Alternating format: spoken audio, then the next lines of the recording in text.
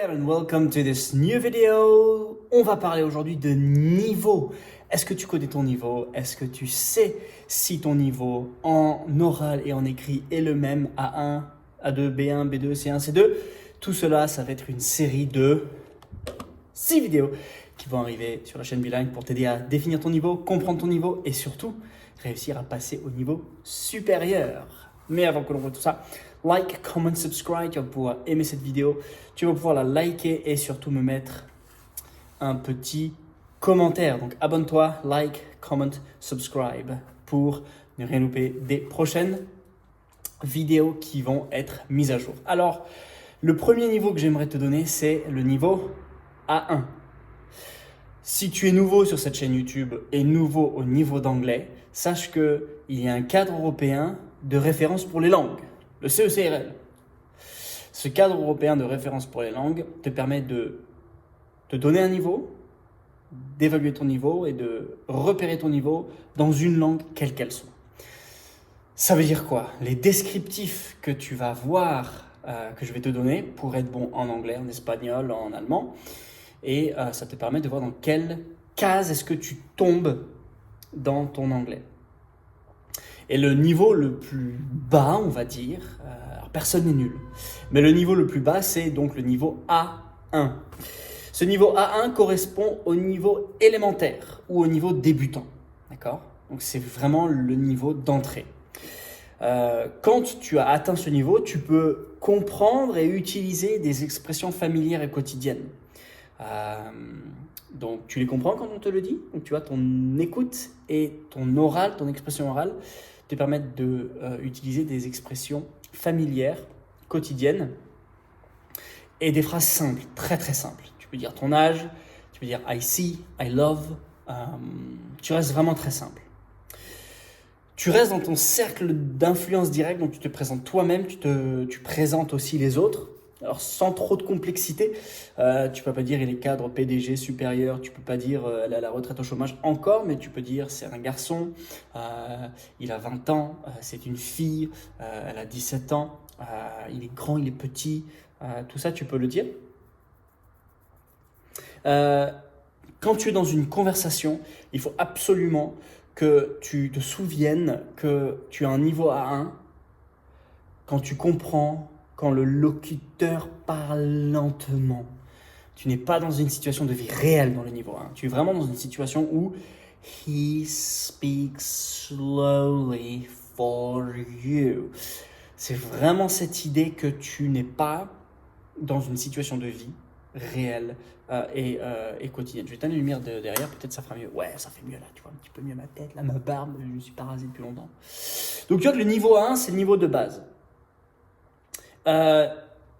Parler, écrire, lire, tout cela reste très limité au niveau A1, d'accord? Faut le dire, c'est très, très limité. C'est quelques mots par-ci, par-là, peu de vocabulaire densifié, pas beaucoup de grammaire. Toujours satisfaire tes besoins concrets immédiats. Tu sais poser des questions, mais tes questions vont être relatives à des sujets très simples. Et les consignes que l'on te donne, pareil, il faut qu'elles soient simples et courtes. Impossible d'essayer de rentrer dans la densité lexicale ou dans la complexité grammaticale. Tout cela, c'est le niveau débutant. Je tiens aussi à dire quelque chose, et ça c'est important. Je le répéterai plusieurs fois quand on va aborder le niveau A2, B1, B2, C1, C2. La première chose, c'est que ton niveau d'anglais n'est jamais forcément exclusivement A1. Je m'explique. Parler anglais ou être bon en anglais se subdivise en 5 éléments. Premièrement, c'est je parle. Deuxièmement, c'est je comprends quand on me parle, donc compréhension. Je parle avec quelqu'un, donc je peux parler seul dans une présentation orale. J'écoute, je parle avec quelqu'un. J'écris et je lis. Et tu vois qu'en fait, quelqu'un qui sait très bien écrire en anglais n'est pas forcément qui sait très bien parler en anglais. Quelqu'un qui sait très bien comprendre ce qu'on lui parle n'est pas forcément quelqu'un qui sait très bien lire. Tout ça pour te dire que c'est très probable qu'il y ait certaines activités langagières, c'est ce qu'on appelle des activités langagières, dans lesquelles tu te sentiras très à l'aise. Peut-être c'est l'écrit, Peut-être c'est la lecture et d'autres où tu te sentiras très mal à l'aise. Peut-être c'est l'écoute. Peut-être c'est le parler. De manière globale, depuis une quinzaine d'années, j'observe quand même qu'il y a des gens beaucoup plus à l'aise dans l'écrit et dans la lecture et beaucoup moins à l'aise dans le parler et dans l'écoute. Pourquoi ? Première explication, c'est parce que quand je parle, je me mets vraiment à nu, je prends du risque et il faut réussir à avoir une certaine personnalité extravertie, il ne faut pas avoir peur de faire des erreurs.